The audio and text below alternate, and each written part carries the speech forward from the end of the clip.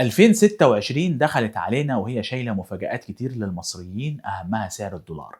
اللي هيحصل في سعر الدولار السنة دي ما حصلش من سنين كتير قوي.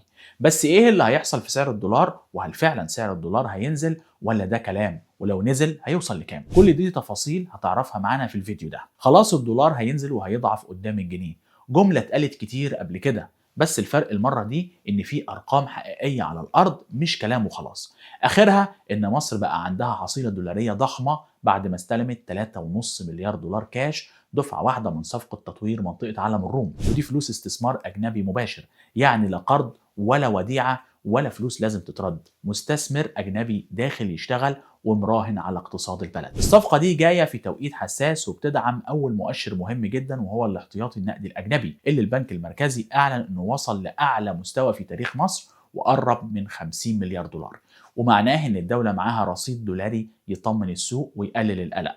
كمان تحويلات المصريين بالخارج اللي وصلت لحوالي 33.9 مليار دولار في 10 شهور بس، وده مصدر دولاري ثابت من غير فوائد ولا شروط. والسياحة كمان عدد السائحين قرب من 18 مليون سائح في سنة واحدة، وكل سائح دخل البلد يعني عملة صعبة وضغط أقل على الدولار. ده غير بقى الصفقات الاستثمارية الكبيرة وعلى رأسها علم الروم، ومعها صفقات تانية متوقعة، وده بيبعث رسالة قوية للمستثمرين إن السوق المصري شغال ومفتوح. كل دي مؤشرات بتدعم الجنيه وتقويه قدام الدولار. الخبراء أكدوا إن الفلوس دي سيولة دولارية حقيقية بتزود الاحتياطي وبتقلل الضغط على الطلب على الدولار، وبتحد من المضاربة والهلع في السوق.